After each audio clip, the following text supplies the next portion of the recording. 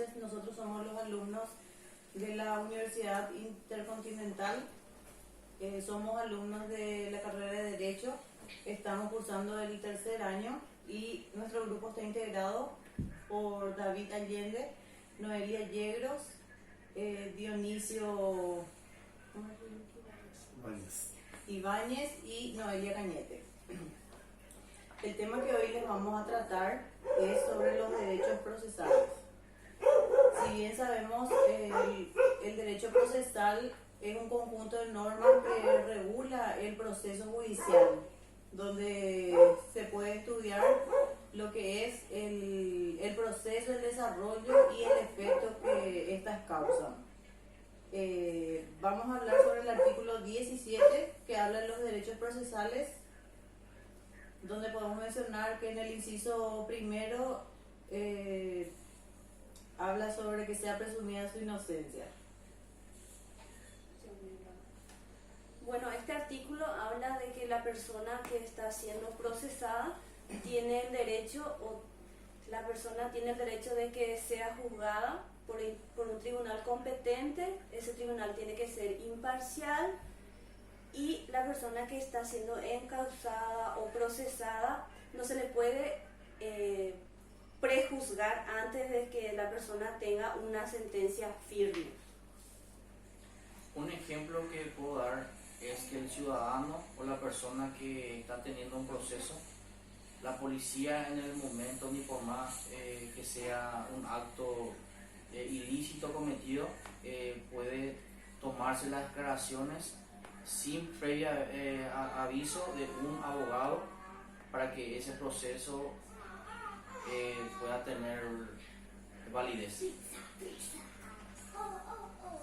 Nuestra Constitución es garantista, por lo tanto se debe presumir la inocencia hasta que un tribunal lo juzgue convenientemente y juzgue lo contrario de la inocencia.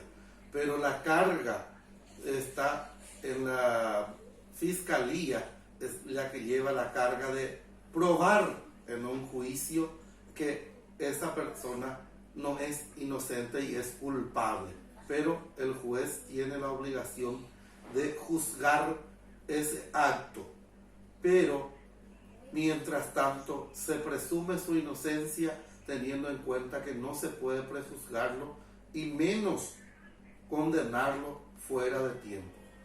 Asimismo, el segundo inciso se lleva muy de la mano con el principio de la inocencia y dice así: que se le juzgue en juicio público, salvo los casos contemplados por el magistrado para salvaguardar otros derechos. En el inciso tercero menciona que no se le condene sin juicio previo fundado en una ley anterior al hecho del proceso, ni que se le juzgue por tribunales especiales. En este caso, por ejemplo, lo que quiere decir el artículo, el inciso ¿cuánto es? Tercero. El inciso tercero es que una persona tiene que ser juzgada por un tribunal preexistente. No se puede, por ejemplo, crear un tribunal para juzgarle a una persona. Tiene que ser un tribunal ya preexistente. Hay un ejemplo de tribunales especiales que solamente dentro de la Constitución la habilita la Policía Nacional y las Fuerzas Armadas, que tienen tribunales especiales que sancionan al personal con sanciones internas. Que se rigen por sus reglamentos. Y cuando dice, por ejemplo, que el juicio tiene que ser público, o en algunos casos no es público porque se salvaguarda otros derechos. Estos, por ejemplo, son los juicios cuando se trata, por ejemplo, de una persona menor de edad. Cuando es un niño, entonces en ese caso se hace otro tipo de juicio no público para salvaguardar el derecho del niño. A continuación, sigue que no se le juzgue más de una vez por el mismo hecho. No se pueden reabrir procesos fenecidos, salvo la revisión favorable de sentencias penales establecidas en los casos previstos en la ley procesal. Dionisio, ¿qué me puede decir acerca de eso?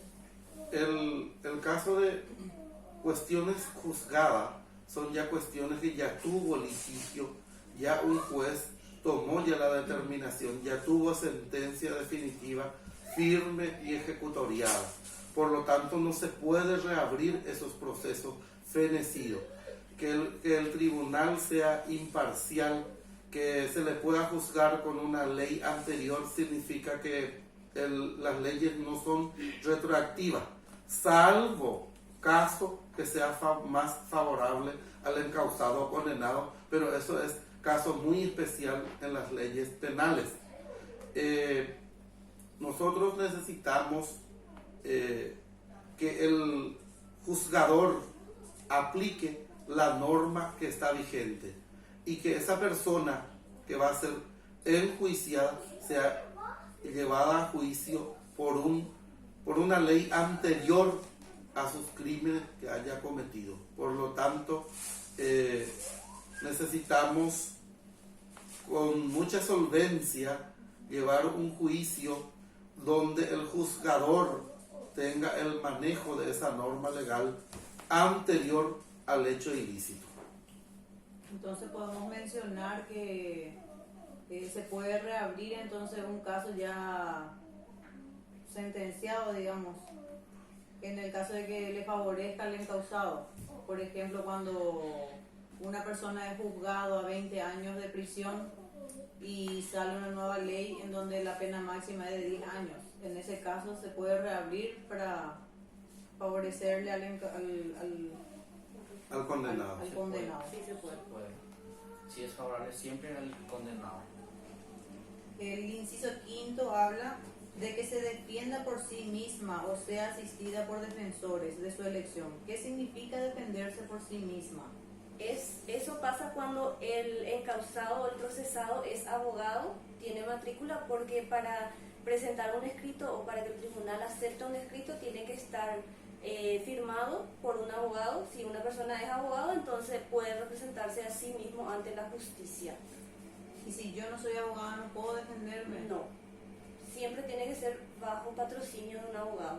Y si una persona no tiene solvencia económica, el Estado le provee uno. Son los defensores públicos. Sí, que son los defensores públicos. Pero en todo momento hay que respetar al encausado, o en este caso que sea de íntegra confianza el abogado que se le está otorgando, ya sea el Estado. Por eso, como dijo en una parte el compañero Dionisio, el problema o la carga siempre está sobre la justicia o el tribunal o la fiscalía. Se tiene que buscar siempre la facilidad a las partes, o en este caso al encausado. Totalmente de acuerdo. Dice la comunicación previa y detallada de la imputación, así como a disponer copias, medios y plazos indispensables para la preparación de su defensa en libre comunicación. Eso quiere decir que el indiciado, el procesado, el que está con un problema con la justicia, tiene derecho a acceder a la carpeta fiscal, teniendo en cuenta de que como nuestra Constitución es garantista, nosotros tenemos derecho a revisar de qué se nos acusa, de qué se nos investiga, y a libre disposición a través de nuestro abogado, como decía acá la compañera, ya sea por la defensa pública o en todo caso los abogados privados tienen derecho a la fotocopia de la misma, a estar en el proceso permanentemente, y también la persona afectada tiene derecho de estar permanentemente viendo su caso e informándose sobre el proceso que se le está llevando a cabo. ¿A qué se refiere cuando dice que ofrezca, practique, controle e impugna pruebas? Con relación a eso, que ofrezca pruebas, uno para poder demostrar su inocencia debe de ofrecer todas las pruebas posibles y que esté a su alcance.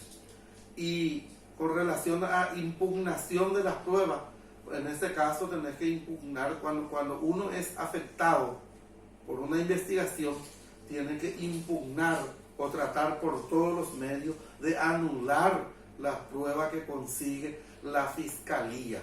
para que pueda sopesar en su debido momento el juzgador. En el momento del juicio oral y público tiene que sopesar el juzgador, y en este caso la fiscalía, que tiene la carga de la prueba, tenemos que, para demostrar la inocencia de nuestro cliente, tenemos que probar lo contrario o anular la prueba que presenta la fiscalía.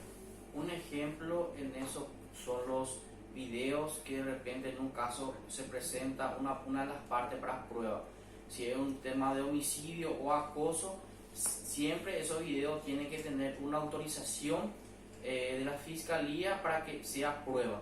O si no, una de las partes puede rechazar esa prueba o que no tenga validez. Porque no reunió los requisitos previos.